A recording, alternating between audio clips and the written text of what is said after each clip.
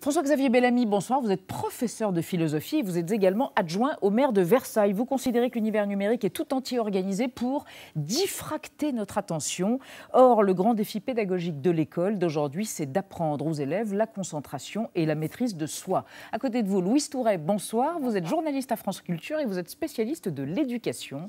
Selon vous, le ministre envoie un message politique pour montrer qu'il aime l'ordre. S'il ne voulait pas de portable à l'école, il faudrait en interdire la vente, tout simplement, au moins de 16 ans, c'est votre avis. Quant à l'uniforme, c'est un cache-misère pour masquer les inégalités sociales plutôt qu'une réelle volonté ou une réelle mesure faite pour lutter contre. On démarre avec une question de nos internautes. Oui, un téléspectateur qui demande si ces annonces qui ne coûtent rien ne sont pas un moyen de communiquer à peu de frais pour le gouvernement et d'évacuer des problèmes de fond qui font moins parler à la machine à café. François-Xavier Bellamy, est-ce que c'était effectivement urgent de parler chorale, uniforme, portable, alors qu'il y a des problèmes important à l'école? Je pense par exemple au rapport publié la semaine dernière sur les petits Français, leur problème de compréhension des écrits des textes. Il y a pas... Ce qui est certain, c'est que je pense qu'on sera tous d'accord pour dire que les vrais problèmes ne sont pas là. Ouais. Les vrais problèmes, c'est la difficulté que notre système scolaire a à transmettre les éléments les plus fondamentaux de la connaissance, de la culture, ceux qui permettent de trouver sa place dans la société, de les transmettre de manière égalitaire à tous les enfants qui y rentrent, quelle que soit leur origine sociale. Donc c'est un peu de la communication ce qu'il a fait là, le ministre. Alors je distinguerai les trois sujets. Je pense qu'il y a un sujet qui est majeur, qui est effectivement la question du portable, mais plus largement la question de notre rapport au numérique et de ce que nous proposons à nos enfants, à nos élèves. C'est une question qui nous concerne aussi de façon plus générale, bien sûr. On voit bien que ce défi numérique, c'est une nouvelle ère dans laquelle nous sommes entrés, qui est pleine de promesses, bien sûr. Et moi, comme enseignant, je me sers tous les jours d'Internet pour préparer mes cours. Mais on voit bien en même temps que c'est un vrai défi de permettre aux élèves, effectivement, à maîtriser leur propre attention, leur propre concentration. Et aujourd'hui, il y a de très grandes firmes multinationales qui développent des solutions de plus en plus importantes pour essayer de capter l'attention des enfants le plus tôt possible pour pouvoir en quelque sorte s'accaparer une clientèle de consommateurs. Ça, c'est un sujet majeur. Alors, sujet majeur et un chiffre avec vous, Frédéric, pour qu'on comprenne de quoi et qui est concerné par cette addiction au numérique. Eh bien, 92%, c'est le chiffre du jour, Elisabeth, 92% des 12-17 ans possèdent un téléphone portable. Il y a encore 10 ans, c'était 70%. Alors, on a beaucoup parlé du droit à la déconnexion pour les salariés dans une loi récente. Là, pour le coup, on n'y est pas du tout pour les adolescents. Louise Touret, est-ce qu'il y a une forme d'addiction qui va jusqu'à poser des problèmes très concrets en classe? Alors, le téléphone portable est interdit en classe, à moins qu'expressément le professeur demande à faire des travaux, ça peut exister, mais c'est interdit, on ne sort pas son portable en cours. Le peu de temps où j'enseignais, j'ai fait ranger des portables. Voilà, il y a la tentation quand même dans des sacs. Ça peut arriver dans son sac comme ça. Bon, voilà, on en est tous au même point. Les adultes ne donnent pas forcément l'exemple. D'ailleurs, vous avez votre téléphone. Oui, alors, il est sur mode avion. Délation. Je balance. Mais effectivement, ce n'est pas un problème qui se limite aux adolescents et aux enfants. Quand le ministre parle d'interdire le téléphone portable au collège, je pense qu'il s'adresse, oui, il fait de la communication, il s'adresse aux parents, parce qu'on aimerait bien pouvoir l'interdire à nos enfants, ce téléphone portable ou ces tablettes à la maison. On sait que c'est très difficile d'en limiter l'usage, et donc il envoie un message assez rassurant, et tout est là, c'est de dire, voilà, on va protéger vos enfants, on va protéger leur attention, et je pense qu'en tant que parent, comme beaucoup de parents, ça me touche. En tant que journaliste éducation, je me dis, communication, c'était quand même déjà interdit, le portable en classe. L'interdire dans la cour, c'est très compliqué. Ouais. C'est très compliqué, concrètement. Ben oui, c'est très compliqué parce qu'un élève met ce qu'il veut dans son sac et on n'a pas le droit de le fouiller. On n'a pas le droit de le fouiller. Est-ce qu'on a le droit de le confisquer ? Une sanction ? C'est compliqué. On a le droit de le confisquer pendant la journée, mais on doit le rendre. Enfin, tout ça, ça va donner plus de travail aux chefs d'établissement, aux CPE, aux enseignants. C'est leur rajouter une responsabilité, d'autant que souvent, les établissements se plaignent de manque de surveillants et pas pour des histoires de téléphone portable, pour des histoires de sécurité, de bagarres entre élèves. Il faut plus de surveillants. Moi, je lis souvent des appels d'enseignants qui disent « envoyez-nous du personnel ». Ça, c'est une urgence dans l'éducation. Est-ce qu'on pourrait imaginer des casiers pour l'ensemble des écoliers, des collégiens? Ce matin, Jean-Michel Blanquer a été assez flou sur ce point, même s'il dit suppression totale des téléphones. C'est ce qu'on comprend en tout cas dans ses propos. Est-ce que c'est imaginable, ne serait-ce que d'un point de vue technique? On imagine le nombre de casiers, la logistique qu'il faudrait pour les placer, pour les surveiller. Et pour éviter qu'ils soient fracturés, que les téléphones soient volés, etc. En fait, toute la question qui se pose est la question de l'étendue de cette interdiction. Effectivement, aujourd'hui, les portables sont effectivement interdits dans les cours. Cela étant, tous les enseignants savent que la vie en cours est devenue bien souvent une guerre contre les portables, une guerre des enseignants parce qu'il faut être très vigilant, et puis une guerre aussi aussi des élèves eux-mêmes. Moi, ça m'est arrivé d'avoir des élèves qui venaient me donner spontanément leur portable en début de cours en me disant « Je sais que le cours m'intéresse, mais je sais aussi que je ne vais pas pouvoir résister à la tentation. » Et on sait très bien que ça nous arrive à tous, bien sûr. On a beaucoup de mal à ne pas être dépendant de cette addiction à notre téléphone portable qui fait qu'à la moindre saute de concentration, on va se tourner vers ce petit objet magique. C'est aussi histoire de réhabiliter le livre et la transmission et l'apprentissage dans le livre au détriment du portable qui est considéré comme dissolvant l'attention. Ce que je crois, c'est qu'effectivement, vous preniez tout à l'heure la question du droit à la déconnexion, c'est une formule tout à fait juste et elle me semble pertinente aussi pour nos élèves et nos enfants. Ils ont le droit de grandir dans une forme de distance à l'égard de cet univers numérique qui, encore une fois, est une chance, mais qui a pour propriété de mobiliser. On sait que l'attention qu'un écran mobilise, c'est le philosophe Bernard Stiegler qui a consacré beaucoup de travail à cette question. L'attention qu'un écran mobilise est tout à fait différente de celle qu'on donne soi-même. Par exemple, à un texte imprimé, l'écran qui est derrière vous, il appelle mon regard. Et quand on est dans un bar et qu'il y a des écrans, même si on ne s'intéresse pas à ce qui est sur cet écran, on a l'œil attiré. Donc cette attraction, elle suppose d'être maîtrisée, d'être canalisée. Et dans le temps où on se forme, on se structure, on a le droit de vivre dans un havre de silence numérique. Je crois en tous les cas que c'est un des grands défis de l'avenir. Il y a une école en Alsace où ils ne sont pas du même avis. Oui, en Alsace, dans la commune d'Ingwiller, au collège Olympe de Gouges.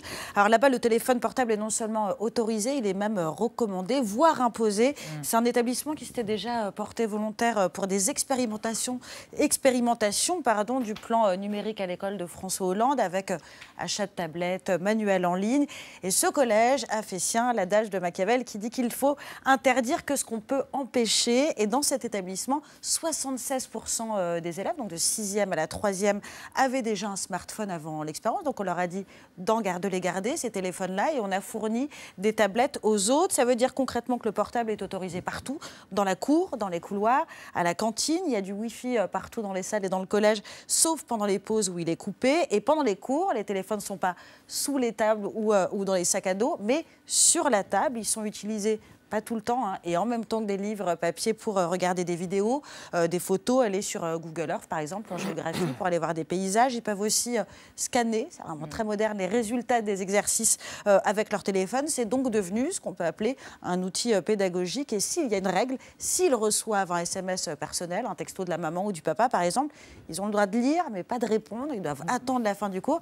Et il paraît qu'ils le font parce que de l'avis général des enseignants, dont on suit quand même l'expérience, ça n'a pas nuit aux résultats ou à la concentration, c'est même plutôt l'inverse. Il y a une étude américaine qui a démontré que des élèves qui utilisent leur mobile pour consulter ou envoyer des contenus, mais en rapport avec la classe, ont des résultats supérieurs et même qui prennent davantage de notes dans leur cahier, Louise Touré. C'est pas la preuve. Il paraît qu'il vaut mieux écrire pour mémoriser. C'est pas la preuve qu'il faut encadrer plutôt que d'interdire, c'est trop tard. En tout cas, il faut éduquer. Il faut éduquer parce que ce que certaines familles pourront donner à leurs enfants, c'est-à-dire sur un téléphone, on n'est pas obligé de regarder que YouTube, mais on peut aussi faire des recherches pour s'informer, pour apprendre. Et il y a divers sites qui sont plus adéquats que d'autres. Appauvrissant sur Internet. Non, mais on peut utiliser intelligemment les outils numériques, ça, je pense qu'on est d'accord tous les deux. Et ça, c'est peut-être à l'école de l'apprendre, puisque toutes les familles ne pourront pas le donner à leurs enfants. Donc, il y a aussi là, un travail scolaire qui peut être un travail d'égalité. Sur la question des familles, est-ce qu'il n'y a pas aussi une injonction contradictoire? C'est-à-dire qu'à la fois, les parents veulent que leurs enfants soient concentrés à l'école, évidemment, et en même temps, ils ont aussi envie de pouvoir les joindre quand ils le veulent. Est-ce qu'il n'y a pas aussi ce paradoxe? Et donc, ils leur donnent des portables pour aller à l'école. Exactement, oui. Ouais, très jeune même. Ce qui est certain, c'est que ça nous engage tous, encore une fois. Et c'est vrai que beaucoup de parents ont aussi une question. Il y a beaucoup de parents qui se plaignent que leurs enfants aient du mal à se concentrer, mais qui, dès que leurs enfants sont un peu pénibles, vont leur mettre une tablette entre les mains plutôt que d'engager une conversation avec eux. Et absolument. Là, je sens là, du côté de Nadia. Tout le monde est tenté par ça. Et c'est évident. Pourquoi? Parce qu'on voit très bien qu'une tablette mobilise votre attention. Et qu'elle mobilise votre attention d'une façon beaucoup plus facile. Et c'est à mon avis, le grand risque. C'est-à-dire qu'on peut faire en sorte qu'Internet soit effectivement une mine de promesses extraordinaires, mais en fait, l'univers numérique va, et c'est déjà quelque chose que nous constatons, enrichir les plus riches et appauvrir les plus pauvres. Pour bien se servir de l'univers numérique, il faut déjà avoir beaucoup de connaissances. Pourquoi appauvrir les plus pauvres? Parce que celui qui a peu de connaissances, en fait, il a beau avoir la totalité du savoir universel à portée de son clic, en fait, pour pouvoir trouver l'accès au savoir, et pour hiérarchiser, il faut déjà, pour hiérarchiser, critiquer, sélectionner l'information, qu'il possède déjà beaucoup de connaissances. On n'a jamais eu autant besoin d'auteurs, qui fassent autorité de médias qui puissent nous aider à décrypter ce qu'il y a sur le web. Parce que sinon, on le voit bien, ceux qui sont les maîtres de la technologie numérique mais qui ne possèdent pas les connaissances nécessaires pour interpréter sont les victimes premières des discours les plus superficiels, les plus sectaires, parfois les plus dangereux qui fleurissent sur Internet. Mais donc vous êtes d'accord, une école où on pourrait dire aux élèves, vous pouvez aller chercher l'information sur Internet grâce à votre téléphone, apprendrait des choses utiles à des enfants qui les sortiraient un petit peu des usages de sites purement... Non, parce qu'en réalité, quand vous posez une question à Google, on le fait tous, on le voit tous, vous allez tomber sur des résultats qui ne sont pas hiérarchisés. Il y a des éléments qui sont non, mais c'est très encadré, ce que je décris là. Ce sont j'imagine. Simplement, ce qui m'amuse beaucoup dans l'exemple que vous citez, c'est que l'éducation nationale a souvent beaucoup de réticence à l'égard des invasions de l'entreprise privée et elle a raison de le faire. Et c'est très étonnant de voir que des expérimentations pédagogiques sont en fait les chevaux de Troie de Apple, Google, Facebook, les partenariats publics qui disent merci au collège Olympe de Gouges. Là, il y a quand même un vrai grand sujet sur la manière dont, au profit de ce que nous croyons être une modernité pédagogique, nous sommes en train, en réalité, c'est le philosophe Matthew Crawford qui a écrit un livre qui s'appelle Contact en disant que la maîtrise de l'attention serait le très grand défi de l'avenir.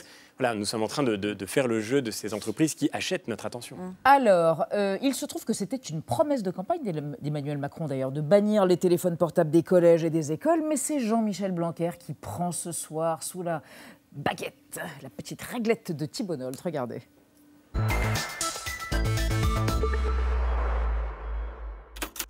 Ils sont au centre de l'histoire et méritent forcément quelques déboires. S'il a autrefois tenté de nombreuses innovations pédagogiques, le nouveau ministre de l'Éducation fait désormais preuve de nostalgie scolaire. Alors, faut-il remiser Jean-Michel Blanquer? Jean-Michel Blanquer avait proposé ses services à Juppé, Sarkozy, Fillon, Le Maire et Macron, lequel a décroché le pompon et fait de ce super théoricien du renouveau éducatif français le ministre idoine.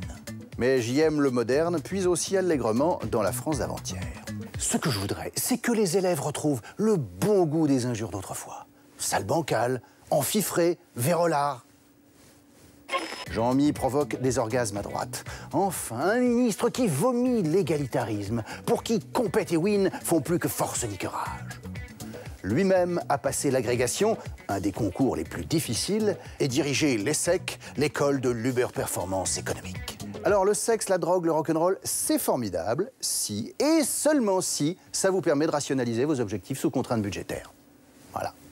Pour cet ex-élève de collège privé ultra-élitiste, devenu recteur de l'impossible Académie de Créteil, la méritocratie est une batterie. On lui doit le cartable numérique pour collégiens, la cagnotte pour remotiver les décrocheurs, les internats d'excellence pour champions des quartiers. Et peut-être même qu'un PDG se cache parmi ces sauvageons, qui sait? Oui, ou un humaniste. Non, je parlais plutôt des gens de valeur.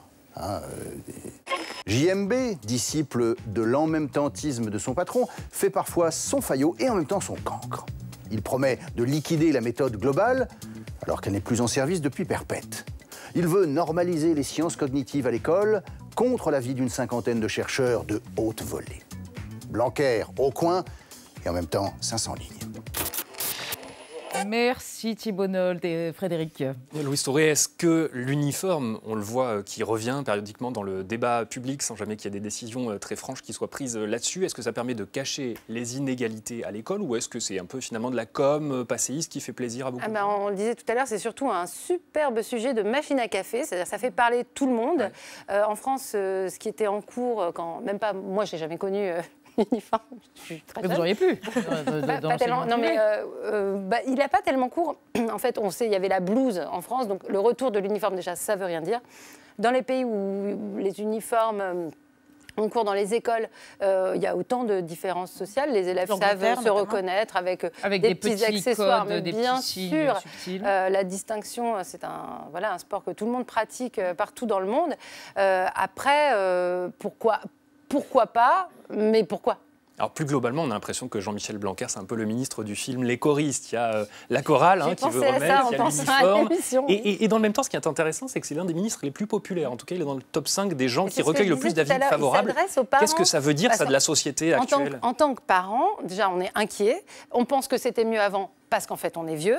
Donc, on se dit, il faudrait un retour en arrière vers quoi? On ne sait pas, mais ça nous paraît rassurant. On sait que la France est un pays très pessimiste. Il y a des sondages qui le montrent, qui comparent les pays. Les Français seraient plus pessimistes que les Irakiens, ça en dit long. Donc, on se dit, avec des uniformes, le retour à l'école d'avant, mais est-ce que c'est l'école de quand moi j'étais On revient aux quand ma mère était petite, ou aux hussards noirs. Peut-être, on ne sait pas ce que ça veut dire, mais ça nous rassure. Et il rassure le public. Votre hypothèse, votre analyse sur ce besoin d'ordre qu'il incarnerait, qui expliquerait sa popularité? Moi, je suis d'accord avec Louis Touré, je crois que l'uniforme n'est pas le sujet central. Après tout, d'ailleurs, il l'aborde de manière assez pragmatique en disant que les établissements qui veulent le mettre en œuvre peuvent le faire. Et bon, c'est très bien, ça peut permettre de répondre peut-être à des situations locales. Ce qui est certain, c'est qu'en tous les cas, ça ne réglera pas le problème de fond. Sujet central, le sujet central, c'est combien d'heures de français un élève français a-t-il le droit de pratiquer? On sait qu'avant la réforme du collège unique, un élève français avait 10 heures de français par semaine, chaque semaine pendant tout son collège. Aujourd'hui, il en a en moyenne 4 à 4,5, alors que le collège s'est massifié, que des inégalités sociales de plus en plus grandes se font. Et donc, nous vivons aujourd'hui le système scolaire le plus inégalitaire de tous les pays de l'OCDE. Et de ce point de vue-là, oui, on peut dire que ça allait mieux avant, d'une certaine manière. En tous les cas, la situation s'est dégradée, comme le montrent les statistiques qui sont en notre possession. Et je pense que si les Français sont en quelque sorte nostalgiques de façon superficielle, ils sont d'abord nostalgiques d'une forme d'éducation qui assumait au moins un peu mieux cette fonction égalitaire que l'école de la République promettait.